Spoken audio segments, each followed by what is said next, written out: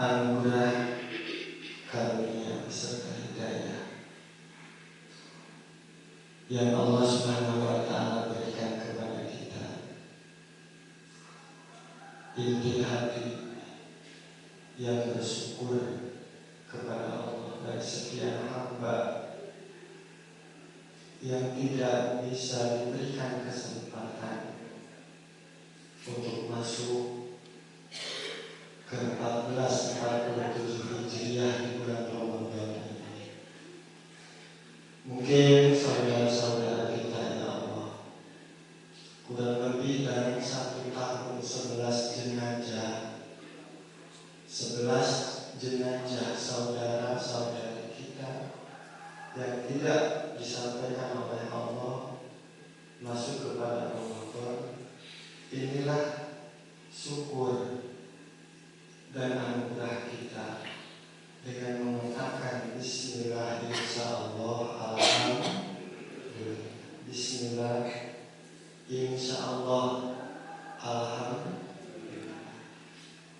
Maka dalam kesempatan ini, momentum yang sangat baik, momentum yang sangat besar fadilah, sehingga sunnah dijadikan fardu jadi 70 kali fardu.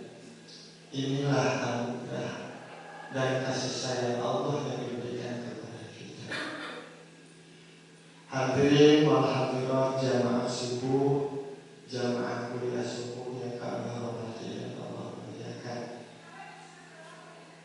Intisari Allah memberikan keluangan waktu, kesehatan jasad, bahkan bonus umur masuk ke Ramadan. Ingatlah apa yang ada di dalam 1 bulan Ramadan yang akan menggoda, menggerogoti kita kepada amalan Ramadan.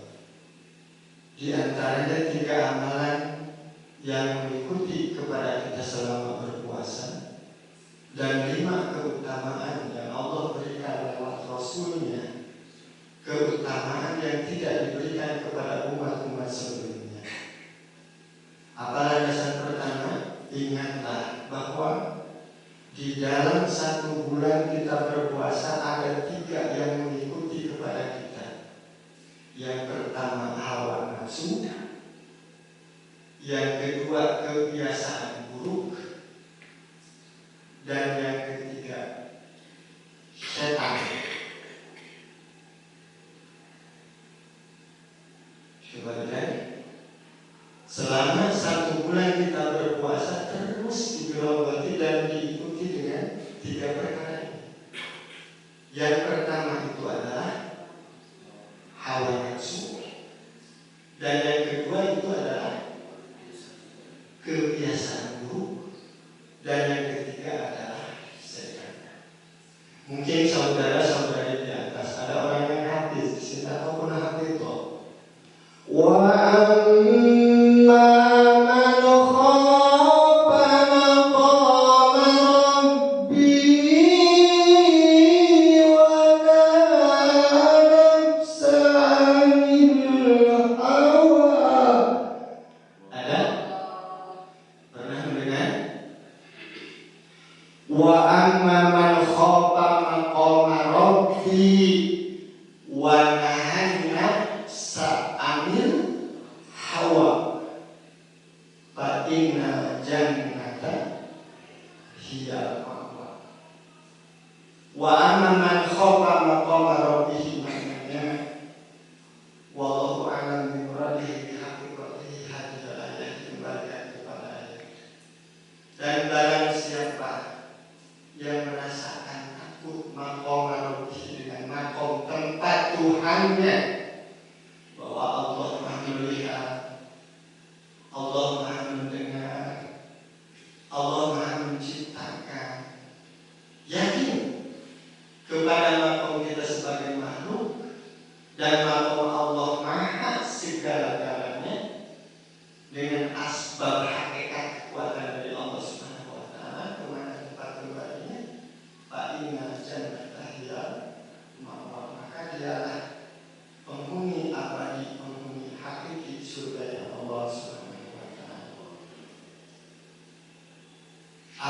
bisa menghancurkan kepada hawa nafsu, ada yang bisa menghancurkan kepada kebiasaan buruk, ada yang bisa menghancurkan kepada kebiasaan atau godaan-godaan syaitan. Yang pertama, Bapak Ibu sekalian, apa yang bisa menghancurkan kepada hawa nafsu yang ada di dalam diri kita? Rasulullah SAW menghancurkan di dalam Al-Quran surat keberapa tuh? Mohon maaf, mungkin ada hadis dalam itu. Ibu, ya ayyuhalladzina amanu asawwiru amri fa'in ajam tawakkal 'ala Allah. Yang bisa menghancurkan kebiasaan buruk cuma satu, Allah menyuruh kepada Rasulullah SAW beserta para sahabatnya apa? Bermusyawarah. Jadi musyawarah bisa menghancurkan hawa nafsu. Cuma musyawarah itu terbagi dua, ada musyawarah duniawi dan ada musyawarah ukhrawi, agama.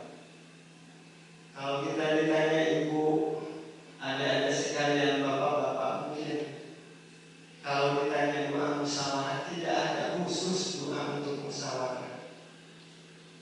Sekian banyak kitab dan sekian banyak buku, coba cari, ada gak doa musyawarah? Ada deh. Pernah dengar gak? Ibu di luhur kuningan itu doa musyawarah. Atau kadang doa musyawarah. Jadi tidak ada doa yang dikhususkan untuk musyawarah. Apa doanya? Langsung berkaitan kepada Allah. Allahumma alhimna marashida umurina wa'idna min sururi anfusina. Itulah doa musyawarah. Allahumma ya Allah, alhimna, semoga Allah memberikan ilham kepada kami, marashida umurina, kepada urusan yang akan dihadapi oleh kami, wa'idna min sururi anfusina, ya Allah, dan jagalah, raksa dari keburukan hati kami. Itulah doa khusus yang diberikan Allah di dalam musyawarah kepada Rasulullah SAW. Ada bedanya musyawarah dunia dan musyawarah agama. Apa bedanya? Kalau musyawarah dunia, kalau pendapat kita ditanggapi maka kita berbahagia.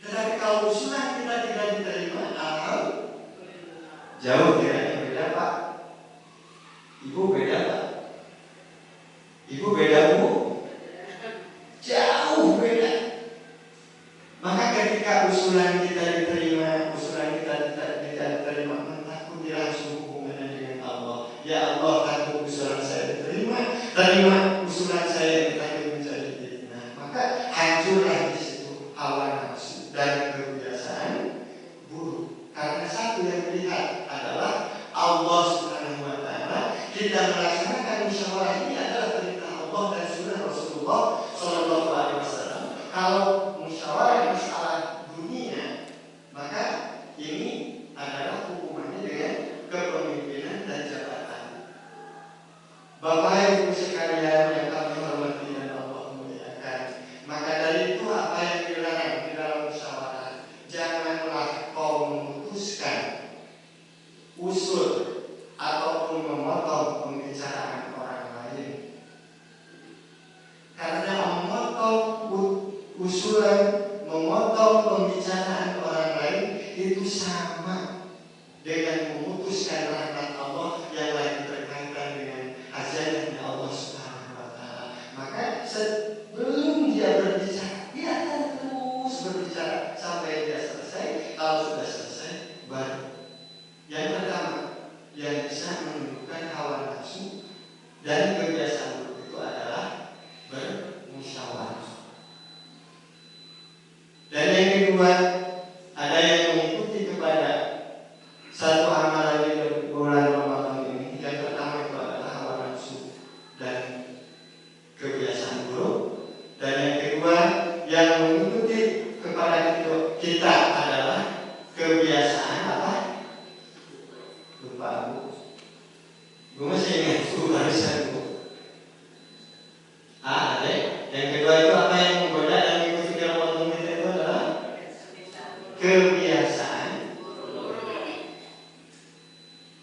Banyak di dalam 11 bulan kebiasaan buruk yang kita lakukan.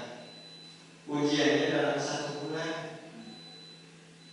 Apa yang melunturkan dan mengobati kepada kebiasaan buruk kita? Kita senantiasa selalu menghidupkan dan menyandarkan kepada sunnah Rasulullah Sallallahu Alaihi Wasallam. Karena satu sunnah di bulan Ramadan dijadikan fardu. Satu sunnah di bulan Ramadan dijadikan fardu. Maka yang menghancurkan kepada kebiasaan buruk itu adalah membiasakan kita menghidupkan sunnah Rasulullah Sallallahu Alaihi Wasallam. Masya Allah, astagfirullah. Ulama menitipkan akhlak Paul ilmi. Akhlak itu adalah di atas ilmu. Terus itu. Akhlak di atas ilmu. Menita berakhlak pantas kata yang kita usah berilmu dasar. Jangan bodoh terbuka akhlak. Jadi saya pinjam bodoh kan bagaimana? Ngagaduhan akhlak daripada jadi anu berilmu dengan ngagaduhan akhlak. Maka ulama menyebutkan akhlak dan posisinya di atas ilmu. Maka ayat menaros ustaz meninggalkan jadi ustaz, meninggalkan jadi santri. Ya, mending jadi ustaz, mending jadi santri. Mending jadi santri. Mending jadi presiden, mending jadi menteri. Mending jadi menteri. Mending jadi guru, mending jadi murid. Mending jadi guru, mending jadi murid. Pasti harus saya mending jadi murid. Guru mati kita guru, tapi murid bisa menjadi pendidik, bisa menjadi camat, bisa menjadi wali kota, bisa menjadi presiden. Maka ilmu akhlak berdampingan. Maka jami'an berakhlak dan berilmu ciri-cirinya senantiasa menghidupkan sunnah Rasulullah Sallallahu Alaihi Wasallam.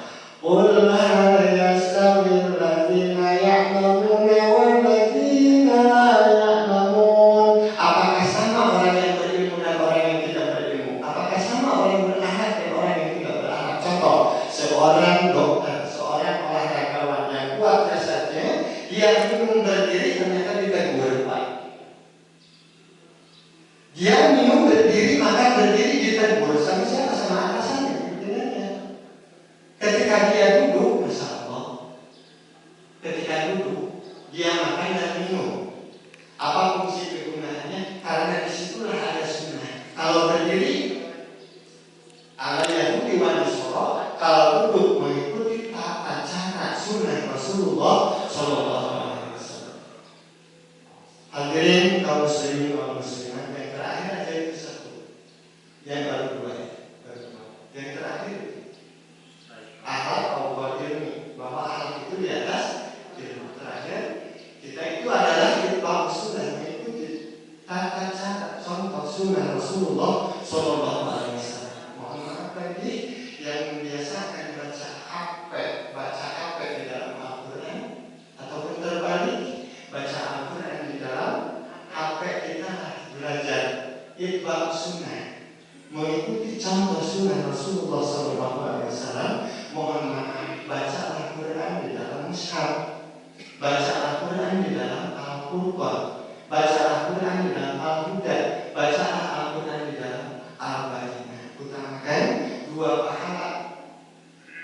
mengikuti kepada Rasulullah dan mengikuti kepada sunnah, belajar Al-Quran di dalam mushaf. Itulah selalu membiasakan kebiasaan ini. Apa yang kami sampaikan karena waktu terbatas, disebutkan sekian. Semoga Allah Subhanahu wa Ta'ala mendekatkan diri kepada kita mendekatkan diri kepada Allah. Dengan 3 hal tersebut bisa mengekang kepada hawa nafsu dan bisa mengekang kepada kebiasaan buruk. Apa yang kami sampaikan, mohon maaf atas segala kekurangan.